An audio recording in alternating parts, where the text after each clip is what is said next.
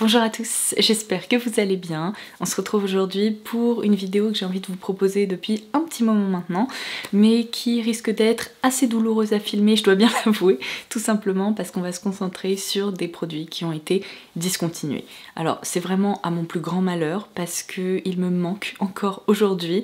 Certaines de ces références faisaient partie de mes produits favoris de tous les temps et ça fait longtemps que je n'ai pas pu les mentionner ou vous en parler, tout simplement parce qu'ils ne sont plus disponible où que ce soit. Alors on va opter pour un petit voyage dans le temps, je vais ressortir quelques pépites et je vais tenter, tant bien que mal, de vous proposer des alternatives qui pourraient vous plaire si vous aussi vous adoriez ces références. Juste avant de commencer, une petite précision, si vous trouvez que ma voix est un petit peu bizarre aujourd'hui, ben ça tombe bien, moi aussi, je ne sais pas ce qui se passe, enfin entre nous j'ai une petite idée, puisque je crois que je l'ai déjà mentionné, mais depuis quelques années, à chaque fois que je prends l'avion, lorsque je rentre à la maison, je me tape un syndrome grippal accompagné d'une extinction de voix, et alors là, je ne comprends pas trop ce qui se passe parce que je ne suis pas malade, mais j'ai l'impression que ma voix est en train de disparaître. Alors j'en prends soin, je me dope au miel et j'espère que je ne vais pas la perdre un peu plus tard aujourd'hui. Et je pense d'ailleurs que le fait d'avoir hurlé de toutes mes forces au dernier concert de Taylor Swift, ça n'a vraiment pas arrangé la situation, mais il y a quelque chose, c'est juste bizarre en fait ce qui est en train de se passer. Et bah sans surprise, j'ai bien perdu ma voix. Et voilà, c'est gagné. Bref, pour revenir à notre sujet d'intérêt, histoire que je ne sois pas la seule personne attristée aujourd'hui, n'hésitez pas à me laisser un petit commentaire juste avant de commencer en partageant avec nous tous les produits qui ont en effet été arrêtés et qui vous manquent, que vous regrettez, que vous aimeriez voir revenir, je vous lirai avec plaisir. Je vais commencer par une nouvelle qui risque malheureusement de bien casser l'ambiance, je m'en excuse d'avance parce que j'ai appris ça il y a quelques semaines seulement et je me suis dit qu'il fallait absolument que je partage cette info avec vous parce que c'est potentiellement la plus mauvaise nouvelle de cette année 2024. Si vous me suivez depuis très longtemps, vous avez déjà vu passer ces produits de chez NARS sur ma chaîne puisque c'est bien simple. Je pense qu'en matière de rouge à lèvres, ça a été mon premier coup de cœur de tous les temps et ce sont des produits que j'achète et que je rachète depuis plus de 10 ans maintenant. Il s'agit des Velvet Matte Lip Pencils de chez NARS. Quand je vous dis que je les collectionne, c'est pas une blague, j'en ai plein. Je sais que certaines personnes ont toujours trouvé que leur formule était peut-être un peu déshydratante, mais selon moi, elle est tellement fine, elle se fond tellement sur la bouche et elle se fait tellement oublier que ça me pose absolument aucun problème.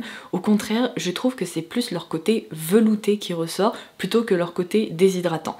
Il n'empêche que j'ai appris récemment que NARS allait complètement arrêter la production de ces produits en faveur d'une nouveauté qui est apparue chez Sephora très récemment, dont on va pouvoir parler puisque j'en ai un juste ici. Il s'agit des nouveaux Power Matte High Intensity Lip Pencil et en fait quand je les ai aperçus à la journée presse, je me suis dit c'est très étrange ce format parce que ça ressemble beaucoup aux Velvet Matte Lip Pencils que j'adore et l'équipe m'a confirmé que cette référence là va progressivement et a déjà commencé à remplacer cela.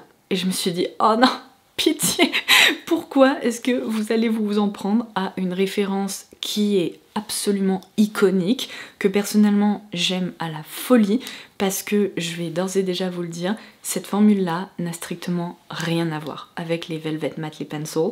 Elle est beaucoup plus crémeuse, plus hydratante, mais du coup on perd complètement ce côté velouté sur les lèvres. J'ai envie de pleurer, je pourrais pleurer là parce que quand je me dis que je pourrais plus jamais en acheter, ceux-là ils sont peut-être un petit peu vieux pour certains, je ne vais pas m'en séparer, je vais les garder parce que je peux pas imaginer ma vie sans eux en fait, c'est vraiment, c'est trop triste. Je vais essayer de vous montrer la différence en direct. Donc ça c'est un Velvet Matte Lip Pencil, j'ai essayé de prendre une teinte un peu nude comme ça pour les mettre face à face. Vous voyez la texture, elle est hyper veloutée. La nouvelle référence que je viens de citer, je vais la mettre juste à côté. Et regardez, déjà on voit que ça glisse, genre j'ai pas de contrôle.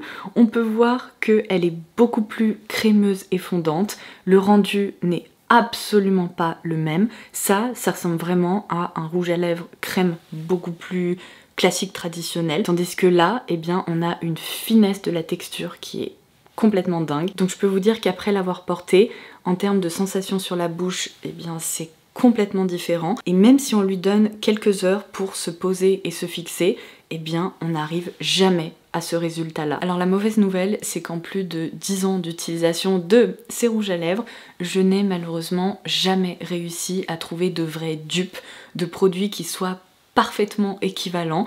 Donc j'ai essayé tant bien que mal de dénicher quelques alternatives à vous recommander. Je dirais que le format n'est pas du tout le même. Par contre, en termes de sensation et de rendu sur la bouche, franchement, vous devriez vous pencher sur les Powder Lipsticks, c'est ça, de chez Kiko, qui est d'ailleurs désormais disponible sur l'e-shop de Look Fantastic. Et ça, c'est plutôt cool parce que j'ai pu remarquer que mon code LFLODOZ fonctionne sur certaines références. Donc n'hésitez pas à le tester sur ces références-ci si jamais elles vous intéressent. Mais comme je vous le disais, le format n'est pas le même. On est vraiment sur un rouge à lèvres traditionnel avec un raisin, etc. Par contre, je dois dire que la finesse de la texture est franchement tout à fait similaire et le rendu sur la bouche, je trouve qu'il s'en rapproche aussi beaucoup parce que on obtient vraiment cet effet seconde peau qui se fait complètement oublier. Alors ce qui est complètement fou, c'est qu'à l'application, la texture est peut-être un petit peu plus crémeuse que les Velvet Matte Lip Pencils. Par contre, en se fixant et en séchant, on obtient, vous voyez, cet aspect vraiment velouté. Donc là, c'est celui que je porte sur la bouche aujourd'hui. C'est le numéro 05, qui faisait d'ailleurs partie d'un super joli coffret dont il faudra que je vous reparle. Je vais le positionner juste ici pour que, vous voyez, je trouve qu'il y a vraiment quelque chose. En effet, il est légèrement plus crémeux, mais pas autant que celui-ci. Et la texture, enfin en termes de rendu, ça s'en rapproche vraiment beaucoup. Donc ce qui est chouette en plus, c'est que c'est une alternative à moindre coût. Et disons que c'est un produit qui pourrait presque vous faire oublier que vous n'êtes pas en train d'appliquer ces rouges à lèvres de chez NARS. Donc ça c'est vraiment, selon moi, la meilleure alternative. Et alors chez Maybelline, il existe deux alternatives qui sont tout de même assez différentes mais qui possèdent ce rendu mat, un peu velouté, qui est quand même agréable à porter. Je vais tout d'abord vous parler de celle-ci parce que j'ai une très grosse crainte par rapport à cette référence-là, on va en reparler. Donc tout d'abord le Superstay Ink Crayon. Même constatation pour ce produit Maybelline, il est plus crémeux, vous voyez, il glisse vraiment sur la peau, on a un peu moins ce côté très très velouté. Par contre, en termes de rendu, c'est quand même moins crémeux que la nouvelle version chez NARS. Donc c'est peut-être plus opaque et ça se rapproche un peu plus d'un rouge à lèvres que ces références-là, mais franchement, c'est un cousin, quoi. Je pense qu'on peut le dire. D'autant plus que ce qui est très chouette avec ce produit-là, c'est qu'une fois qu'il sèche et qu'il se fixe au bout d'une petite heure, on va dire, eh bien la texture est moins crémeuse et il y a vraiment ce fini mat velouté qui apparaît. Donc voilà pourquoi je voulais le citer aussi. Et enfin, le fameux qui me fait un petit peu peur, c'est le fameux Ultimate de chez Maybelline. Je crois que je l'ai découvert il y a 1 an ou 2 celui-ci, je crois que c'était l'année dernière où j'ai été complètement obsédée par cette texture puisque ça me rappelait vraiment les rouges à lèvres Dior sans transfert. Ces rouges à lèvres sont extra mais j'ai l'impression qu'ils sont en train d'être discontinués également parce que sur Amazon il y a très peu de teintes qui sont disponibles et sur le site de Maybelline la fiche produit a complètement disparu. Mais ici on est plus, si vous voulez, sur une texture rouge à lèvres qui se sent un petit peu plus, qui est à l'application, vous voyez, un petit peu plus opaque, un petit peu plus épaisse. Par contre, on a vraiment ce rendu mat qui est hyper joli. Et l'avantage avec cette texture, c'est qu'elle lisse vraiment les lèvres et qu'elle ne se transfère pas. Donc voilà, vous avez eu un petit aperçu avec des recommandations, mais cette vidéo commence mal, je peux vous le dire, parce que en plus j'avais prévu de potentiellement vous filmer une vidéo autour de produits iconiques qui existent depuis plus de 10 ans et bam, on le supprime. Non mais c'est une blague. Alors ensuite je pense que la disparition de la marque Marc Jacobs a fait du mal à beaucoup de personnes parce qu'il y avait plein de références qui étaient hyper appréciées, d'autant plus que depuis quelques années on nous fait un peu tourner en bourrique, c'est-à-dire que la marque s'est arrêtée quasiment du jour au lendemain. Il y avait quelques rumeurs, surtout là en fin d'année dernière, à propos du fait que la marque risquait de revenir. Pour le moment c'est vraiment silence radio, on n'en sait rien. Quand est-ce que ça arrivera? Est-ce que ça arrivera? On verra, seul le temps nous le dira. En attendant, je pense que le produit Marc Jacobs Beauty que je regrette le plus, ce sont bien évidemment ces fards à paupières. C'était les Sequins. Non mais, vous connaissez ma passion pour les fards lumineux et particulièrement pour les pigments pressés qui permettent vraiment d'obtenir un effet ultra lumineux, scintillant, métallique sur la paupière, et je trouvais vraiment que ces références-là faisaient partie des meilleures qui nous aient été proposées jusqu'à aujourd'hui. Donc histoire de vous montrer la beauté de la chose, j'ai juste ici la teinte Glim Girl qui est trop belle. Alors oui, c'était des textures un peu friables si vous voulez, comme ça, donc faut faire super gaffe, il faut un peu tapoter pour éviter les chutes au niveau des joues. Alors j'en ai partout, qu'est-ce que je fais?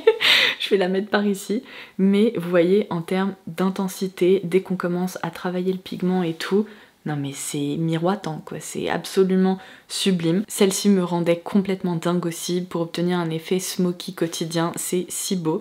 C'est la teinte Topaz Flash, ouais, Topaz Flash. Je vais la mettre juste ici. Regardez-moi cette intensité! Bref, on peut le dire, ça pour moi c'était des produits qui étaient absolument iconiques. J'ai pendant longtemps cherché des alternatives pour réussir à obtenir cet effet, vous savez, scintillant, vraiment hyper impactant.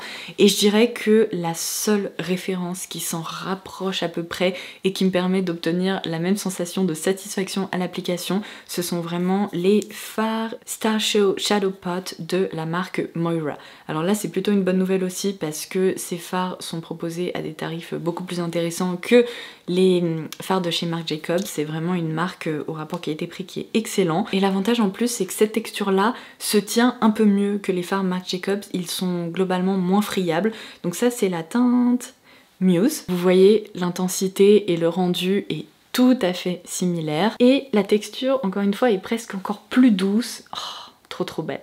Donc voilà, si les fards Marc Jacobs vous manquent, eh bien vous avez une alternative chez Moira qui est franchement très sympa. Ces effets lumineux là, ça me fascine. Je pourrais regarder ça pendant des heures.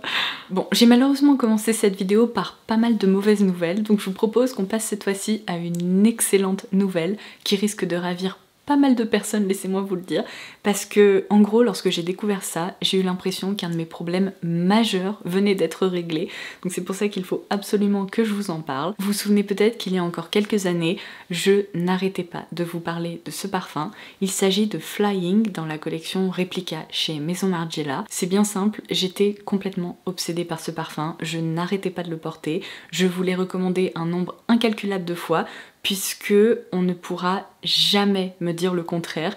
C'est vraiment le meilleur parfum qui a été créé par cette marque. Et de loin, il est plus puissant que la plupart des flacons transparents.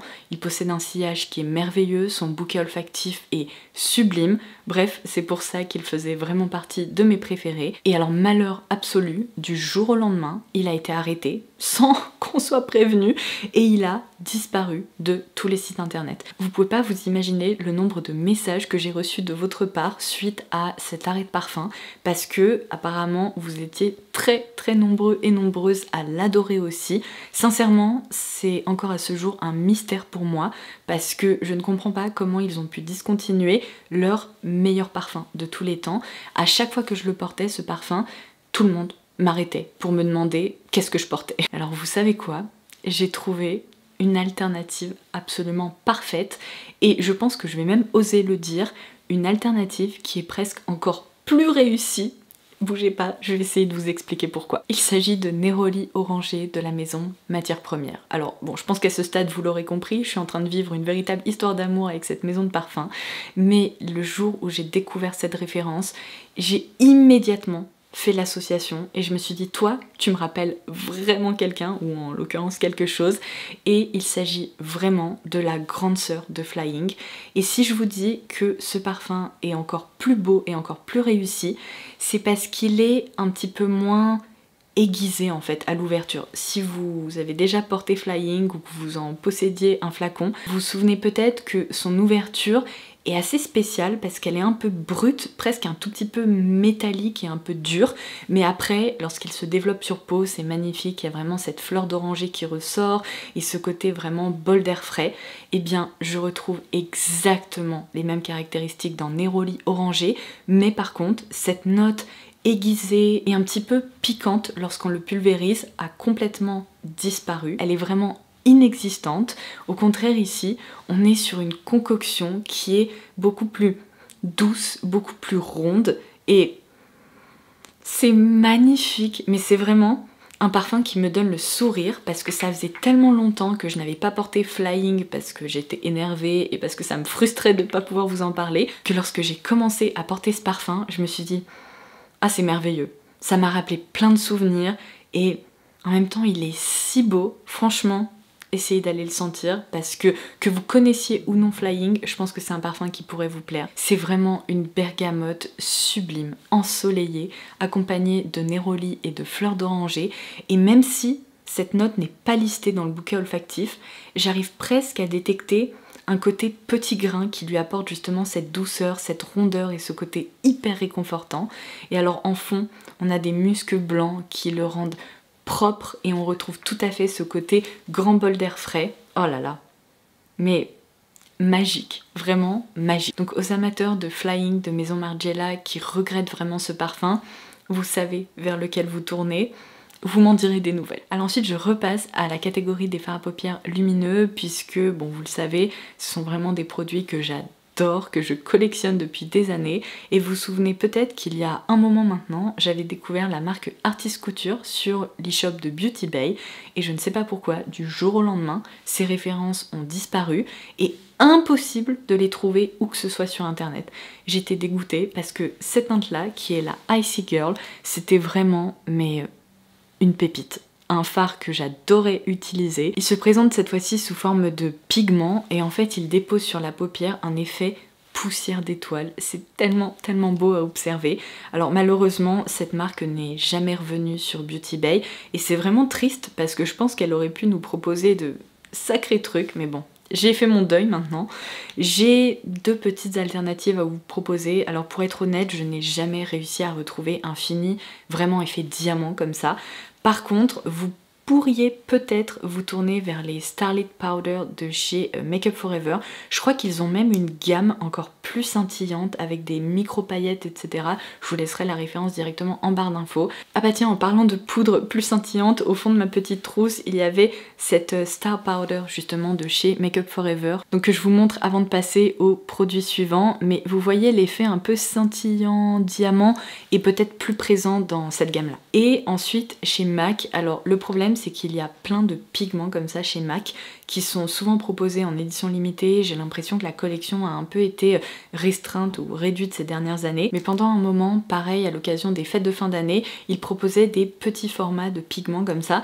Et j'ai notamment celui-ci qui est hyper joli parce qu'il est très scintillant, il réfléchit super bien la lumière. Donc MAC c'est aussi peut-être une marque vers laquelle vous devriez vous tourner si vous êtes à la recherche de pigments comme ça, mais j'ai l'impression que ces fards se font de plus en plus rares et c'est horrible parce qu'ils font partie de mes préférés. Alors ensuite j'ai ressorti de mes tiroirs de maquillage une véritable relique que vous allez peut-être reconnaître.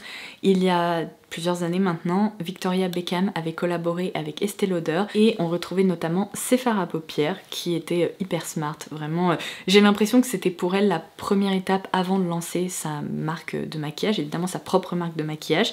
Et il y a notamment ce fard à paupières que j'ai toujours gardé parce que je le trouve sublime.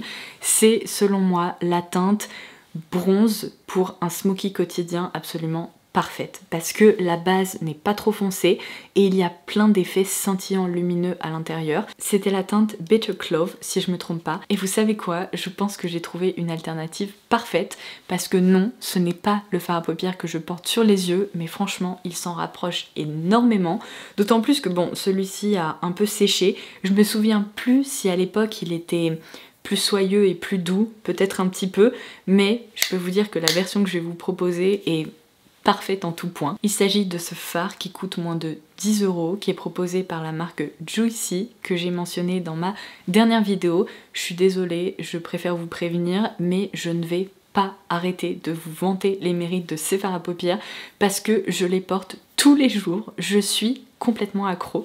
Donc ça c'est la teinte D113 et c'est donc celle que je porte sur les paupières aujourd'hui. Et vous pourrez remarquer que la base en fait est tout à fait... Non mais regardez-moi ça, yes. J'ai trouvé un dupe mais quasiment parfait parce que la base est tout à fait similaire, elle est pas trop foncée, on retrouve ce côté presque un petit peu froid, hyper joli pour le quotidien et ces reflets scintillants, micro-perlés. Bon, de toute façon, je pense que mon maquillage aujourd'hui parlera de lui-même, mais c'est trop beau. Et alors la finesse de ces fards, incroyable. Bref, je vous invite à aller visionner ma dernière vidéo si vous l'avez loupée parce que je vous ai swatché plein de fards de cette gamme et laissez-moi vous dire que vous êtes passé à côté de quelque chose. Vous avez envie d'en savoir plus parce que c'est vraiment un de mes plus gros coups de cœur de ces 5 dernières années. Donc ouais, ça mérite le détour. Et enfin, je vais clôturer cette vidéo par 2 références pour lesquelles je vais avoir besoin de votre aide parce que je ne sais pas sincèrement si vous allez réussir à me recommander des alternatives parce que j'en cherche depuis très longtemps aussi. Mais pareil, dans la collection Victoria Beckham et Estée Lauder, elle avait lancé le Eye Foil qui est... J'ai honte de vous montrer ça, je ne l'ai jamais jeté justement pour le garder, vous savez, en référence, mais qui est tellement sec. À l'époque, c'était vraiment un fard à paupières un peu effet gélifié, vous savez, qui déposait un voile lumineux, vraiment effet miroir sur les paupières. Il était absolument sublime. Et NYX, il y a peut-être 2 ou 3 ans, dans leur collection de Noël, avait lancé ces fards-là, dont je vous avais vanté les mérites. Alors c'était les Shadow Jelly, donc ombre à paupières en gel, ici dans la teinte A-Lister Silver, qui m'a vraiment rappelé, si vous voulez, l'effet que je pouvais obtenir avec ce fard-là chez Victoria Beckham. Et bon, malheureusement, vous allez pouvoir le constater, ils sont complètement secs et je suis hyper triste parce que j'adorais les porter. Franchement, j'en avais quand même vidé une certaine quantité, mais je n'ai jamais réussi à retrouver d'équivalent. J'ai l'impression qu'en fait, ça n'existe plus et c'est vraiment une catégorie de produits que je regrette, qui me manque. Je vais essayer d'en prélever un tout petit peu. Alors, ne faites pas gaffe parce que ça va être un peu patchy, c'est un peu sec, c'est un peu dégueu par rapport à ce que ça pouvait donner initialement, mais regardez-moi ça. Mais waouh. Je vais essayer de vous montrer le Victoria Beckham, mais il est dans un état, si vous saviez, il est tellement dur. Imaginez-vous ça sur les paupières, mais en version beaucoup plus fine et beaucoup plus délicate. Oh là là, mais... Qu'est-ce que vous voulez que je vous dise? C'est incroyable. On brille en pleine nuit en fait avec ce truc. Parce que du coup, moi je voulais conclure cette vidéo en vous disant que, en termes de texture, et encore c'est pas tout à fait ça, la seule chose que je peux à peu près vous recommander, ce sont les Lasting Mousse Eyeshadow de la marque Kiko. J'ai ici la teinte numéro 2, mais alors laissez-moi vous dire que c'est une version en fait beaucoup plus portable et vraiment quotidienne de ces fards là, puisque vous n'obtiendrez jamais un effet aussi foil et aussi impactant avec cette version là. Oh non, il fait presque de la peine à voir et pourtant je l'aime bien, hein. Je trouve qu'il est super joli à porter, il permet vraiment de créer un effet un peu satiné et soyeux sur les paupières, mais bon, voilà quoi, rien à voir. On peut voir que la base n'est pas du tout aussi intense. Bon, il se défend plutôt bien quand même en termes de lumière, mais l'effet foil n'est juste... pas du tout là. Donc si vous avez des recos, s'il vous plaît, partagez-en avec moi. Je sais que les fards d'Anessa Myricks peuvent être envisagés, mais je trouve sincèrement que j'obtiens pas le même rendu avec. Vraiment pas. Et pourtant j'en ai qui sont un peu foil et tout, mais... c'est pas ça. Et bien voilà, ça serait tout pour aujourd'hui. Je vais devoir absolument aller retirer tout ça avant de tâcher mon haut comme je ne sais que trop bien le faire. J'espère que cette vidéo assez fun, qui sort un peu de l'ordinaire, vous aura plu. J'ai hâte d'échanger avec vous dans les commentaires. Et dites-moi si vous aimeriez voir une deuxième édition de cette vidéo, que je pourrais presque transformer en série, parce que je suis sûre que je suis en mesure de trouver d'autres petites pépites qui ont malheureusement été discontinuées dans mes tiroirs de maquillage. Donc sur ce, je vous embrasse et je vous dis à très vite. Bye bye.